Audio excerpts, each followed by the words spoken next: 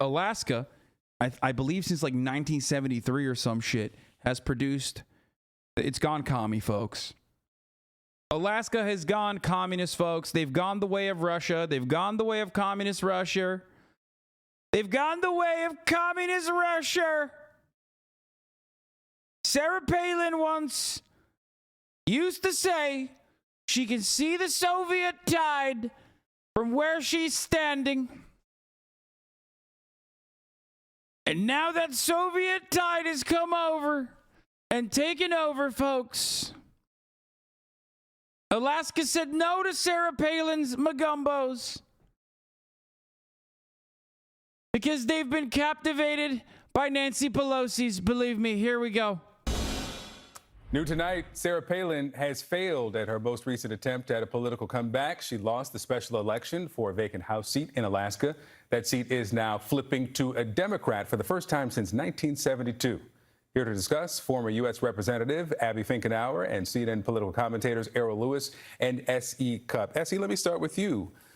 Sarah Palin. Yeah, huge name recognition. Yeah, we have heard of her. And that, but that was the play. She had the name recognition, didn't win.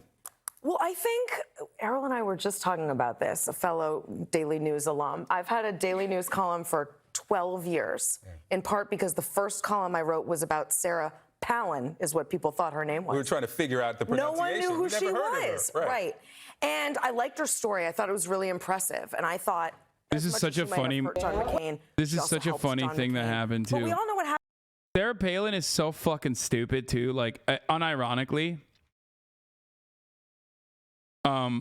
she is genuinely like very dumb, right?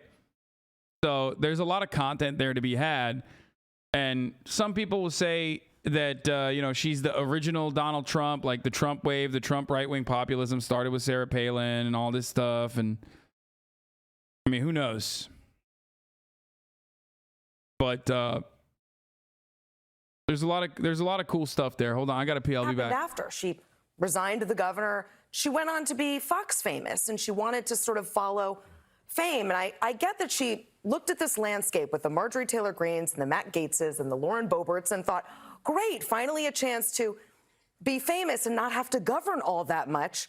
But I think Alaskans were really turned off and felt abandoned by her when she left the state and kind of, in search of more famous pastures. So I think that was the result. Is this about Sarah Palin specifically? There's no kind of lesson that Republicans can glean from this loss? Well, I mean, if they wanted to take a lesson from it, it might well be that the local needs, in this case, Alaska gets only one representative. They've got to get it right. And they've got a salmon shortage. They've got real problems there. They've got climate change issues just like everywhere else. And it seems like voters don't necessarily want to throw it away on somebody who's going to get up and sort of do the celebrity thing. Leadership and celebrity are two different things. And Sarah Palin dropped one and went in the other direction. I don't know if they're looking for a celebrity there. That's a lesson that Republicans ought to take to heart. I mean, let's also not sell the Democratic now winner short here. I mean, Mary Peltola, first Native Alaskan ever to be elected. I think that says something. Also, a Democrat hasn't won in, 50 years in that seat. I mean, that says something. And I think it's going to be, again, just another indicator that Democrats have a heck of a lot more hope going into 2022 than we did a few months ago. Let's turn now to Dr. Oz and some. Is this Crystal Ball? Am I going crazy? Why does she look? Is that Crystal Ball? If not conflicting, inconsistent comments on abortion. So we're going to play first what he said in May of this year. This was during the primary. And then we're going to play something from an interview he did in 2019 where he talks about heartbeat bills that were being passed. Let's watch. Am I being anti-white racist? I'm sorry. I do believe life starts. So do all white people look alike to you? Yeah, I know. I'm sorry. I'm sorry for my racism. Now Republicans are coming out against ranked choice voting, which is pretty cool. It's awesome. I mean, it's like anything and everything that the what do you call it? That allows anything and everything that allows a Democrat to win is actually illegal. Like mail-in ballots, illegal. Like anything that gives a competitive edge to the Democratic Party, even if it's on accident, because mail-in ballots were great for Florida. Here, Will Menaker had a good take on this. Ranked choice voting, a scam to rig elections. The popular vote, scam to rig elections. Registering voters, you better believe that's a scam to rig elections. Counting votes in an election, buddy, don't even get me started. Tom Cotton straight up is like, ranked choice voting is a scam to rig elections. 60% of Alaska voters voted for a Republican, but thanks to a convoluted process and ballot exhaustion, which disenfranchises voters, a Democrat won. Just say it, motherfucker. You just want voting to be illegal for Democrats. Counting votes, that's fraud, brother.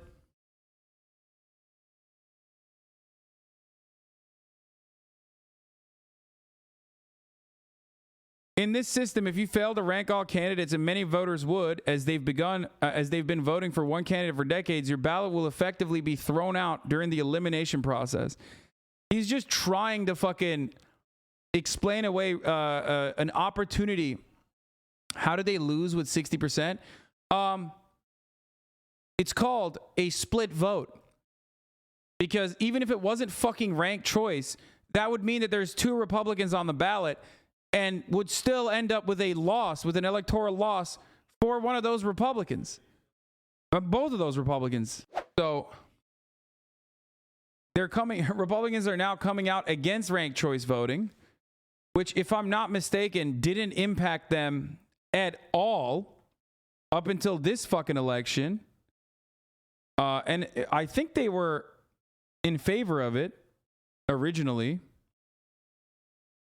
Former Governor Sarah Palin, a Republican, and former state representative Mary Peltola, a Democrat, were the top 2 vote getters in August 16 primary to replace former Representative Don Young, who died in March. Physiognomy? Okay, got it. But because neither top 50% of the first place votes, it will be the ballots of those who backed the third candidate in the race, Republican businessman Nick Begich III, that determined the outcome. The path from open primary to ranked choice results. Alaskan voters in 2020 approved an overhaul of the state's election system. Sorry, this is a new thing. Moving to a ranked choice voting system. They voted for it.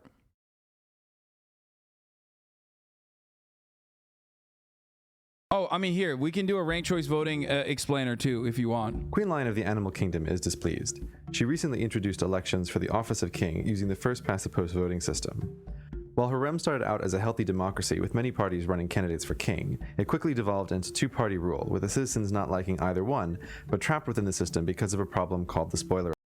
There are plenty of countries that do ranked choice first past the post voting, ranked choice voting. It is a system in which, like, you literally rank who you fucking want, and if neither of your candidates, depending on, well, the one in Alaska, if neither of your candidates hit 50%, then they factor in your secondary ballots, like your second choice. And that's it. Elections in Alaska now start with an open primary, which candidates of all parties compete for, and all voters are allowed to participate, casting their ballots for the one contender they prefer. The top 4 vote getters, regardless of party, advance to the general election. Then in the general election, just voting for one of the top 4 candidates, voters rank their preferences in order. They are allowed to rank candidates 1 through 4, but are not required to do so. Voters could instead choose only to rank their preferred candidate or only rank their top 2. If no candidate receives more than 50% of the first place votes, then the ranked choice system is used to determine the winner. The method and the math. First, the Alaska Division of Elections eliminates the candidate with the least amount of first place votes. The votes that had gone to that candidate are then assigned to the second choice listed on those voters' ballots. If no candidate is top 50% of the vote at that point, then the Division of Elections would go through a second round of tabulation. Then they go to the 4th place candidate, would have been already eliminated. And then the second round, the 3rd place finisher is also eliminated. And when that person is eliminated, they look at their second votes, their second choice voters. Okay? Sounds like Europe. Gross. Exactly. Gay and communist. Those who rank third or fourth place candidates would first would have their votes assigned to the highest ranking remaining candidate on their ballots. It's like not that complicated of a system. For example, a voter who ranked the third place finisher first, the fourth place candidate second, and the first place candidate third, and the second place candidate fourth would in this round have their vote assigned to the first place candidate. Okay?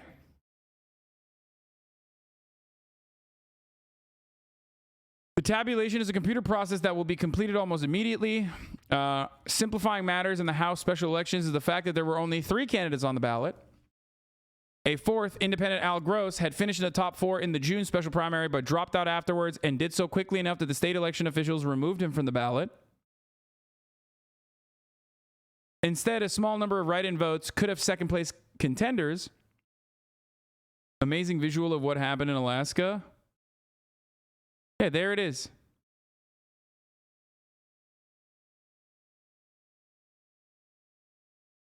Like, those guys still ended up giving a fuckload of votes over to Palin, and she still lost. Do you understand? So Begich voters were cutting it close between Palin and Begich anyway. And if this was a 3-party, if this was literally just a regular, not first past the post type open election, if this was an open like a jungle election, right? Then they would have lost anyway by a gigantic margin, as a matter of fact, by an even larger margin. Do you understand? So what Tom Cotton is saying is really fucking stupid, because Peltola, already got 75,000 votes. So Republicans should be more mad that they split the votes between 2 Republican candidates. Instead of first past the post, sorry, is winner takes all. I might have said it incorrectly. Yes, this is ranked choice voting, not first past the post. I might have said it wrong. I'm sorry. So if this was first past the post, then Peltola would have fucking won anyway. Okay? She would have won regardless, because the problem here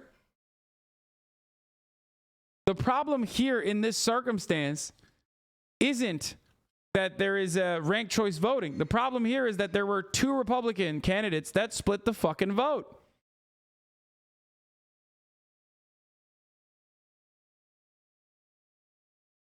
So Republicans are mad that Republicans took a fucking L by splitting the fucking vote. It's just, I don't know. I don't know what to say.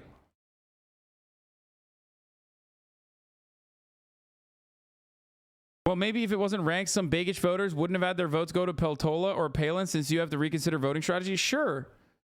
But you also have to understand, they didn't even split the vote. You could have voted 1 for Republican as number 2 and then for the other 2. But they did that already.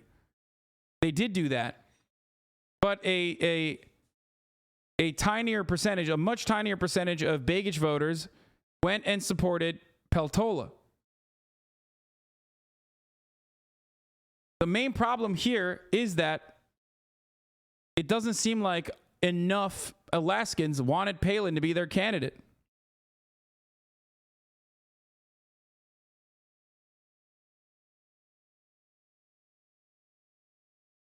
Something like 21% also didn't put a second choice in their rank vote. People have done math in every possible way, and there's no election method that has Palin winning. She just got less votes. Yeah, you can't do that. You can't fucking try to math equation your way out of this while there's a second candidate out there that got almost as many votes as Palin did. She would have lost in every fucking feasible way.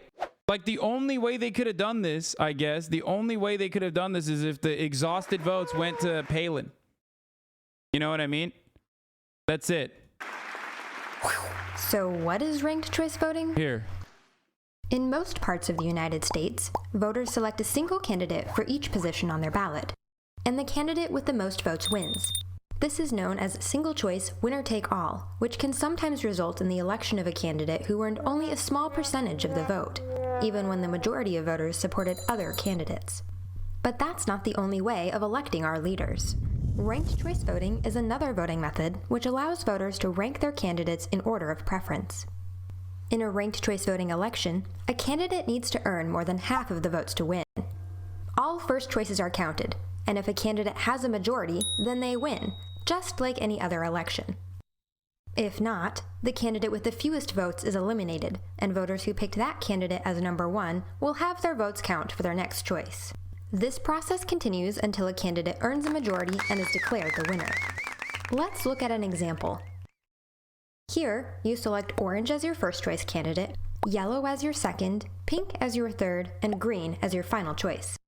The first choices are counted. Yellow earned 35%. Why is this presented like a kindergarten lesson? Because that's what Republicans need. A kindergarten lesson on ranked choice voting so they can comprehend it.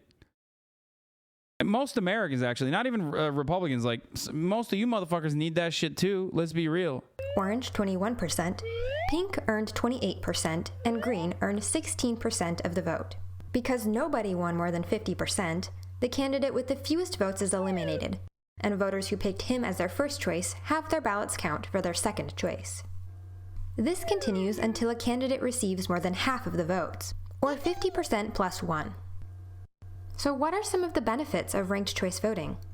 Ranked choice voting provides more choices, allowing more than two candidates to compete without fear of splitting the vote among like-minded individuals. Sometimes voters feel pressured to vote for the lesser of two evils. Ranked choice voting allows people to vote for their favorite candidate, not just against the candidates they dislike. With ranked choice voting, we see more positive campaigns and less negative advertising. Candidates are encouraged to reach out to as many voters as possible, including those supporting their opponents. They can build a winning coalition with like-minded candidates to earn voters' second and third choices. It's time to fix our democracy and make our elections work better for everybody. We can do that with ranked choice voting. Visit www.fairvote.org to. In your opinion, is there any downside to ranked voting? Yes. Sometimes the less offensive and rather the more like centrist, the more moderate candidate can end up winning because of that. Yeah, one critique of ranked choice voting is that it favors the lowest common denominator, exactly, which is policy-free centrist liberals. It's what happened in New York City with Eric Adams. That is certainly a legitimate problem or a legitimate fear that people have. It's also entirely dependent on how well you strategize, though. Because if you have like a broadly popular fucking, if the most progressive person is the most popular and maintains the plurality, then it's good for the progressive, because a lot of centrists will have to cave and side with the progressive voter. They're not going to vote defensively against the progressive voter and then go from like a moderate centrist to a fucking right-wing psychopath, right?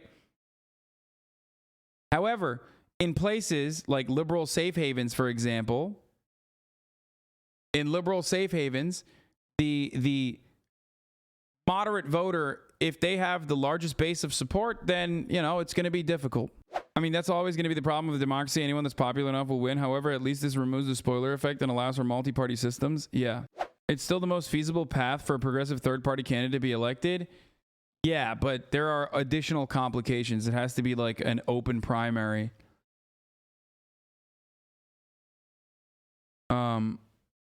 This is one of the reasons it would be so good in Canada. NDP has the highest favorability rating. Can you explain why a centrist winning would be bad? Because centrists historically and still in contemporary society do not create adequate enough pushback on right-wing reactionary talking points and right-wing reactionary ideas. That's the reason. That's not great. Anyway, Wednesday's ranked choice tabulation comes months ahead of a November election in which the same process could decide the outcome of several key races. Palin, Peltola, and Begich are all on the ballot again in the race to win the House seat for a full term.